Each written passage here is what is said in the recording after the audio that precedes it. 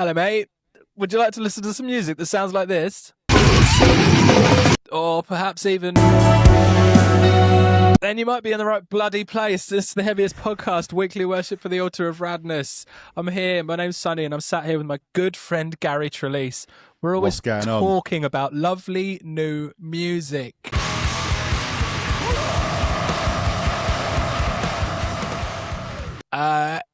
I think this might be the first official good week of music in January, absolutely. Right? This is 2026 actually coming, actually starting, getting the sleep out of his eyes and actually waking up and it's had his coffee and it's ready to go. It's roaring, mate. It's had his Weetabix and what a feast we've got. This is 2 albums from completely different corners of the Heavyverse. 2 things that I think sort of cover basically everything, right? There's a real good covering of ground that's happening across these 2 records. No messing. We've got sort of the Texas meat grinder versus the Danish dreamscape. That's where we're at, Gary. That sounds like a wrestling match. It does. Before we start talking about the first one, maybe you could do us a nice little favour and do us subscribe. I think we should talk about Stabbing first. The brutal death love affair continues. Let's talk about Stabbing. This album could not come at a better time for me, dude. I've been honest and open about my rebirth. I have crawled forth from the fetid Lazarus pit. I have just been dining on grotesque things. Grotesque things. That's not very descriptive. Me, I've just been knocking about with a couple of ghouls, and we've made it to the end of Slamuary, and we have been gifted a brilliant, brutal album. Stabbing, dude.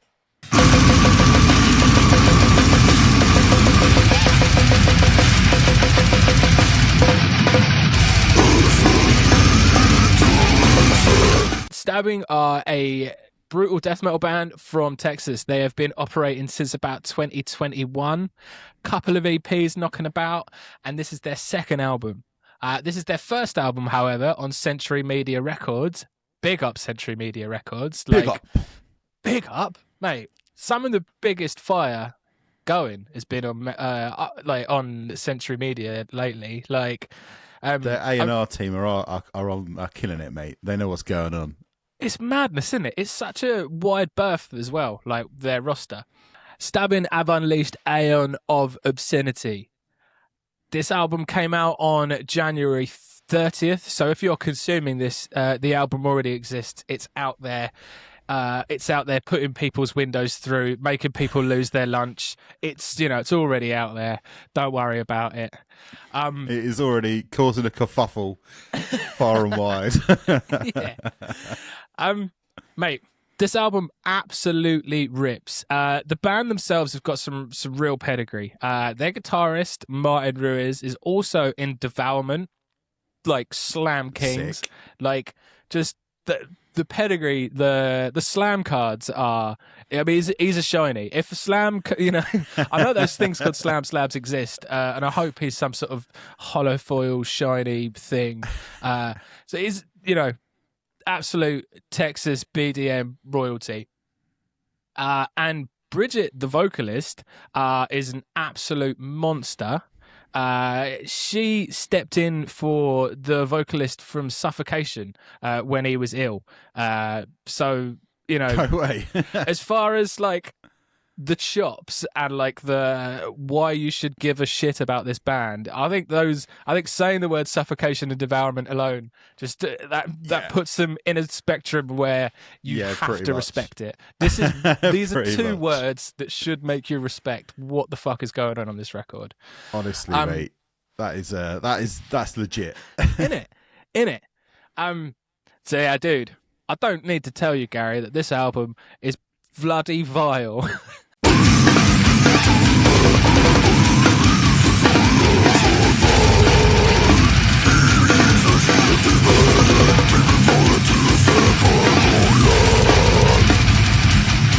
This record's absolutely wonderful. Like, although I think I might have been completely sucked into this whole brutal and slam world that you've been living in myself now, I was listening to this, I was thinking, like, this is proof that this genre of music is as much of an art form as like jazz or classical. It made me feel like Fraser Crane while I was listening to it. You know what I mean? I was like, put respect on this shit. I mean, Bridget is basically like a brutal opera singer. She, you know, she's like Pavarotti, but Pavarotti can't do gutturals. Do you know what I mean? Yeah. Pavarotti's well wank, to be honest. Fat brick. Pavarotti's a right little boffin compared to her. Yeah, like, and if you listen to their previous stuff as well, she's really come on leaps and bounds in terms of performance. Like, you know, this is one of them circles where like vocals can really sit in a pocket and just operate out of one sort of syllable or sound, and that happens a lot in like slam or brutal. Like somebody gets like one sort of sound that they like making, and then they just sort of make that sound in various different intonations, or the exact same intonation for the entire record. Like, you know, it's not the most diverse, most explosive genre for this stuff, but then when it's done well and it really, like, the production quality steps up, like, that's when this stuff just sounds amazing. Like, she's really like gone through a bit of evolution since the last stuff, and yeah, it's not just one completely flat guttural texture. As much as that is sick sometimes, like, don't get me wrong, like, don't take the slam card off me. But yeah, it's like another drum essentially, isn't it? Mm-hmm. Yeah. I like when she uses that effect, which I kind of call the Cheney Crab effect, but I'm sure plenty of people have done it before Cheney Crab did. But you know, the robot talk box is like when you do a guttural scream through one of those things, it sounds fucking mental, and I love it. Is that like the little snarly bit that knocks it? Yeah. Like, I was calling that the Canonus. Do you remember? Because that's exactly what that band used to sound like. Yeah. Well, I don't know what it is, but I always, Cheney from Entheos does it quite a lot. When it's like a talkbox robotic effect that she puts on her voice, and it's like, but she screams through it, and it just sounds mad. And I don't know if she's using if Bridget's using the effect here, or it just happens to be something she can do. Yes, it's like that, isn't it? Oh, it's the Will Ramos, like it's the Will Ramos snort. I love it, man. It's mad. I've never had anything like it. It's cool as shit. It's so extreme, dude. I love that the record, there's no sort of like ceremony. It's not like a lot of things can sort of be, you know, in the metal sphere. There's a lot of sort of, you know, setting the mood and preparing things. And this record, it's not even like. It's not even like clips or anything. It's just straight in, just like completely shunt you into a grinder, relentless bludgeoning, mate. Like the Canonus thing, dude, that's going on, that snarling sort of chittering. It's almost like Predator vibes, like in human torture chamber. Like, just it sound like Predator. barely mortal. Like, it's just absolutely sick. As well, the guitar tone on this record, dude. I feel like this is one of the records you listen to and you go like, I think I could listen to like a singled out guitar track of just just the whole record just on guitar. I think I could listen to it easily. Yeah. You know, like every now and then a band that you really didn't ask for an instrumental version of something will upload an instrumental version of their album, and I'm like, bruv, who wants that? You're the most boring band ever. Why would I want to listen to your music without the vocals? It would just make it more boring. Yeah, I know what you mean. Not this though, man. I think I'd have it, and it would be fantastic. Yeah, dude. Yeah, like Right Eternal into Human Torture Chamber just opening, absolutely massive. Ruminations is pretty cool. It also like atmospheric, almost like interlude moments. Reborn to Kill Once More has like a cool sort of death doom shift towards the end of the track, and really that's probably really one of the only parts of the album that really like steps out of the brutal death sphere, and I don't mind. I like it. Spear. It can be a spear. It could be a sword. I don't mind. It could be a chainsaw. It's violent. That's all you need to worry about. Yeah. Yeah, I think this album just sticks in the pocket. Like if you're looking for a really badass venture, if you're looking to have your bloodlust satiated, if you're looking to be draped in entrails and paraded round, this is the album for you, mate. I think it's bloody hard. I think you've got to make sure you listen to it on a decent sound system or set of headphones. Like my current car, the speakers in it are crap, right? And I was listening to this in there, and all I could hear was snare. It was just like da da da da da da da. And I was like, but then you get a good set of headphones, and you put it on, and you're right. Everything just kind of comes. I think it sounds like maybe it might have been recorded live. It's so like you say, in the pocket, to the point where like no producer could kind of get that to happen. That's just chemistry with a band. And I was listening to it in my car on South Coast Derby Day, just parked up, and I swear, like, I was the most dangerous thing in Portsmouth that day, and the scum had come to town, and the police should have been worried about me while I was listening to Stabbing, just hanging out in the car. It was an experience. Yeah, this record is savage. I'm really, really down with it. Yeah. 30 minutes and 59 seconds of absolute ass beating. We're eating good, dude. This and Truck Stop, Dick Pill, like, we're flying out the traps, man, in terms of heavy, heavy stuff. The Slam Patrol is out in force, mate, for sure. Yeah. The Slam Patrol is out, dude. Right. Eon of Obscenity by Stabbing. Go and listen to it, or otherwise you're an absolute pussy-o. Now, for the complete opposite end of the spectrum, let's go over to Denmark, Gary.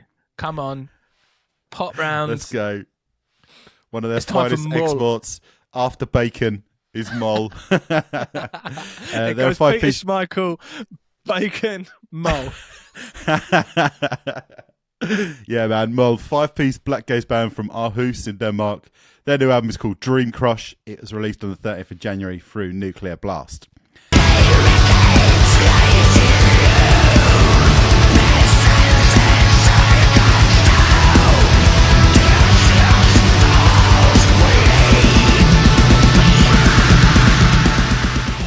I think this band are absolutely wonderful.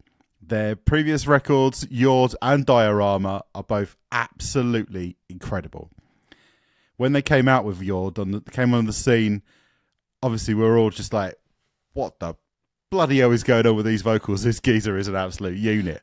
Kim is incredible. And I think up until that point, I hadn't really heard a lot of bands who were kind of doing this black metal but shoegaze, but with this massive production value and this like, that album's almost recorded like a metalcore record, and I think that's really what made it stand out. It was just so like 4K HD, and it's like, I remember at that point my frame of references were only really like Death Heaven and like Devil Sold His Soul. That was kind of what I had, and I heard Yord and I was like, that's kind of halfway between the two, isn't it? And I was absolutely floored by it.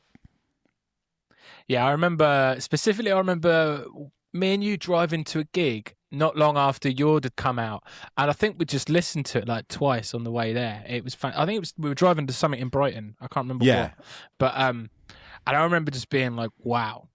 Yeah. I think it might have been, was it the same sort of time as that Elder record came out? I think it might have been like, that was it definitely was, yeah, Reflections, when we were both like just completely lost in these sort of spacey like proggy records and just completely loving it. But yeah, and then come like 2021, Diorama, that album just took that and God, it just widescreened it, man. It just made it into this absolutely epic just moment. IMAXed it out. It completely IMAXed it, dude. Like, I remember that year we saw them play Art Tangent that year, didn't we? And yeah, we got the press release for like Diorama like months and months before it came out, and me and you were both just completely absorbed by that record and that band, weren't we? Yeah, and do you know what?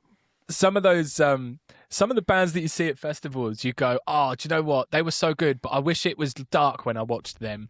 Yeah. Mo were one of them bands where it's like, actually, it made so much sense them being on in the middle of the day. I didn't mind. Yeah, it was like really hot, wasn't it? And they were rocking Hawaiian shirts. Like, it was just hilarious considering what they sound like. Yeah, it made sense, man, and they were phenomenal. Like the performance, like you can hear it on the record. Like you've not really got any doubt that Kim's gonna absolutely knock your socks off. But Yeah. jeez, did he? Oh Man. my boy! Oh my boy! That is that's it. The thing is, like, now we're here with the new record, Dreamcrush. You're kind of like, what are we gonna do? Where does this band go? And we've got to be honest. I do feel like they might live in the shadow of Death Heaven a little bit. But I kind of see it at this point that Death Heaven are the WWE and Mole are kind of like that local wrestling company that puts on events in the sports hall. Obviously the budget of the WWE. Obviously the WWE budget is a lot bigger, but you feel so much closer to the action and so much more like. It feels so much more visceral when you go to that local event and you see these geezers just go at each other. And one of them works IT support 9 to 5 from Monday to Friday, but at the weekend he's Dave the Slayer. Do you know what I mean? Like it's just got that.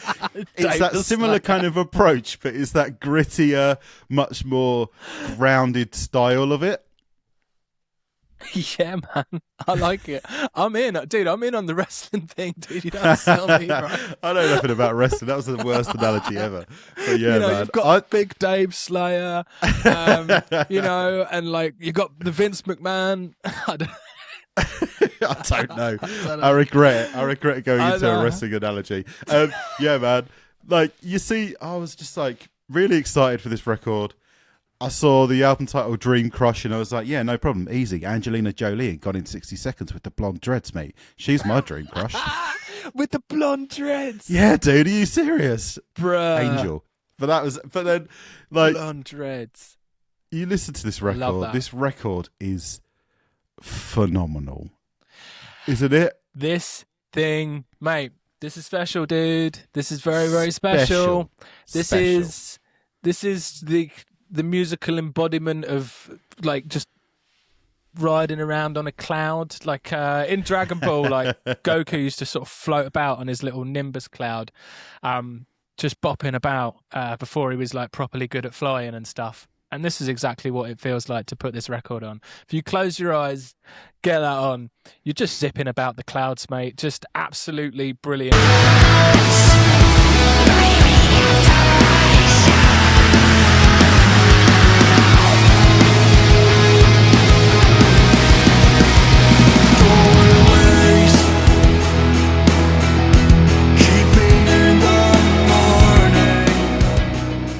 I'll tell you what, Astronoid, don't even get out, absolutely. Mate. Can't even be asked anymore. It's Mole Record. It does everything.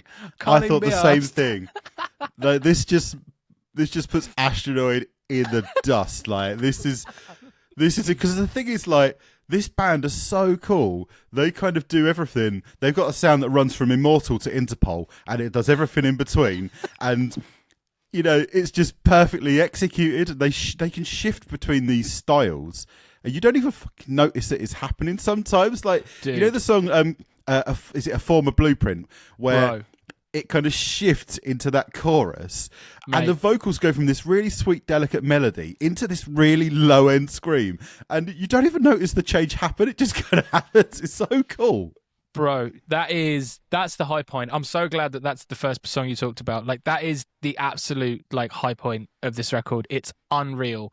The flawless nature in like which they switch between that, like it drops like the hardest, lowest vocal on the record and then pivots into this like soft, brilliant sung moment. Like, and it's just buttery smooth, mate. Like it is cool. The transitions and like the way they navigate sort of the different parts of their sound on this record is just superb, mate.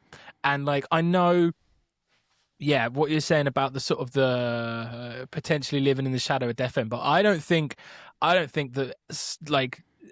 they pulled off a song as good and as like quick in its like sort of like in as nimble in its sort of like switch ups as this. Like absolutely. Former Blueprint. It's like, what is it, like a 4-minute banger, and it is wild. It like the Death Heaven record's amazing, but they take a long time to pull off that majesty. Like this is a refined version of it, and holy God. Mate, a touch point for this record, which I haven't thought about for a while, and nothing has really made me feel it in my heart, is the production and the warmth of it is very like that new Minorian record that I fell in love with, Gary. There's I feel like there's buckets of the production in that, and like the sort of the vibe of it, the sort of the warmth of it. And really, really took me and just gave me a big, massive kiss. I can hear that, sure. Like the thing with this record is so interesting because there's a lot of like, there's a sort of strong goth pop influence on what's going on. Like there's a lot of influences that cross over with the last AFI record. It's kind of like Silver Bleeds the Black Metal Sun, this record, isn't it?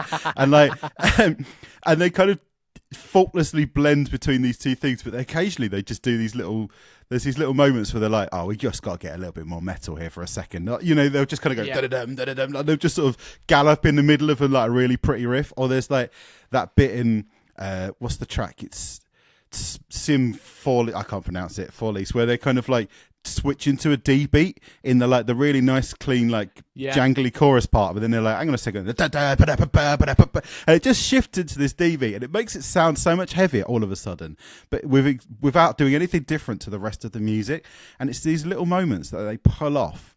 They just put like a real shine on this record. That's quite like it's kind of it's got a lot of moments where it's kind of a mood, but then he just does these little things, and it makes all of these songs feel like really tight, proper bangers. Like every song, most tracks are about the 4-minute mark. They're all really succinct and really like poppy. And I've never known someone who could do black metal vocals that is as hooky as Kim. Like they just, you can understand why they opt to do the clean stuff in the verses and then hit the choruses with the screaming so often, because of how hooky and how catchy what he does is. And sometimes it's not even in English, but it doesn't matter. Like you're really kind of drawn into it. Yeah. It's insane. Like Favor, that track. Favor is my favorite on this album, man. Bro, Favor starts out like an Oasis song, dude. It's huge, dude. It like the first like 45 seconds of it could be an Oasis song, man. I love it, bro. And I didn't pick up on that personally, but like I just think Favor's it incredible. It's such a huge build, and then when it peels out at the end, it's almost like fucking Blackgaze November Rain. Like it's so just mahoosive. It's just gigantic. It's awesome. It's absolutely big. Awesome. And I don't think they lose any favor like for this, like sort of, you know, adding in the cleans and stuff. Like we had, you know, the previous, it was kind of like a logical next step for them to have it in this record. Yeah. And I've got to be honest, like I'm obviously a complete dickhead. So like when like I first heard like the first single was like came out strong with the singing, I was like, oh, are they going too far? Is it too sugary? Is it really going to work? And obviously that's just the way that, you know, you have to be a little bit pessimistic sometimes. And the demons had me that day, Gary. But then, yeah, they come for us all sometimes. You get on, you hear it in the context of the record, and it just adds another dimension. I don't think it's like soaking wet. It's not like I don't know. It's not wet. I mean, I've already said the word. I don't know it's why not really sugary and really like it's. Yeah. You know, it's not outside. It's not completely alien. It's approached in a way that just makes it feel. It could be like a synthesizer, the way that the vocals are kind of approached, rather than it being really obnoxious and really like really far forward in the mix and stuff like that. Like they don't. That's not what they go for. It feels much more. It sits and it feels like a logical thing to happen. I was thinking like with the singles, like Young, I think was a single, and so was Garland. I was getting a lot of like Funeral for a Friend vibes, like Hours era Funeral for a Friend, which I was not angry at all. They were a cool. I think they were quite a cool touch point because they were a band who were, you know, they were a massive post-hardcore band, but they were all like proper trad metal kids. Like they were all, every time you see them play live, they'd all be wearing like Iron Maiden shirts and shit. Like that was their thing. I think they even go out on tour with Iron Maiden at some point.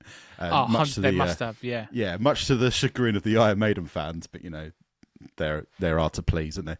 But like, mate, I think you could be bang on with that kind of chat, mate. Like sort of like Roses for the Dead era type sort of stuff.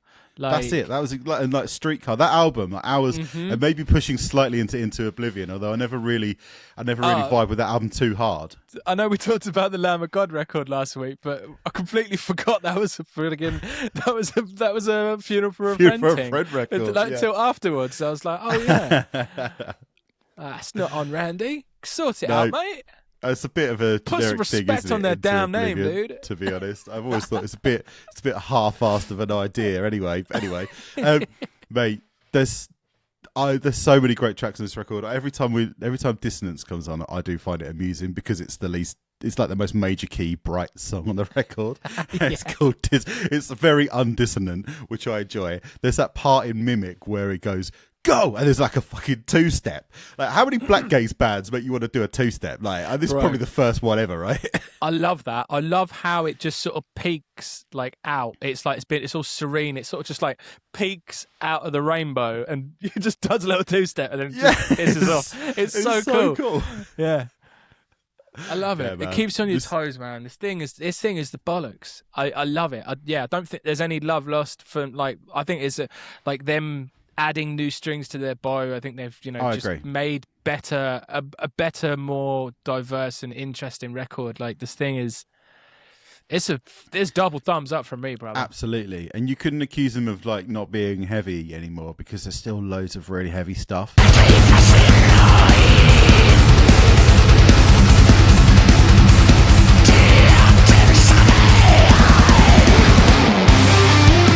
Like they can make something that sounds almost indie music that sounds heavy. Like their approach and also the production value of what's going on and how thick and how huge it all sounds at all times. Like they never kind of go for that indie style of production. It's always got that really big wall of noise, like just driving like layers and layers of guitar. I think this album's absolutely special. I think it's. You have to I think points on the board for 2026. This record. You're 100% right. I think this might be the first like vital release of the year. Yeah, I think this is it. agreed. This is points on the board. 100%. Yeah. Like the Stabbing record's fun, but this is like, this is an important record. I think this is a record that everyone needs to be hearing and checking out. Yeah, totally agreed. Mole. Dreamcrush. It's already out there. Go and have a listen to it, mate. It's absolutely banging. We've just talked about it for ages. You already know that. It's the end of the podcast. It's the end of the show. You should subscribe. You should also let us know which one is your favourite record. Is it indeed the Stabbing record or perhaps the Mull record? Or, maybe you don't like either of them and that's, like I said, you might be a complete pussyhole, but just let us know. Let us know all of its engagement. If there was something that's been released that we haven't heard, I always like to get, we've had some really awesome recommendations in the YouTube comments for stuff that we've both been listening to loads. So we want that. Let us know music we should be checking out. We'll probably be doing some sort of like roundup of releases of January next week, something along those lines. So let us know. And whoever it was that recommended the Infectious Jelking record, I can't tell you how many times I've listened to it. It's the most fun possible. You truly are a king. You're amazing. I love you. I love the idea of that record. I can't I just want to make like a one-man slam band where I just mess around with samples and like stupid voice now. I just wish I could physically. It's so much fun, dude. Absolutely. It's incredible. It's like peeling flesh on steroids, is it? It's like peeling flesh meets that? Trailer Park Boys or something. That's where it is in my head. Like I just love it. Appreciate you. Come down to Discord. It's really good. There's like people in there sharing music all the time and full of homies and that. We're all come down there. We'll see you soon.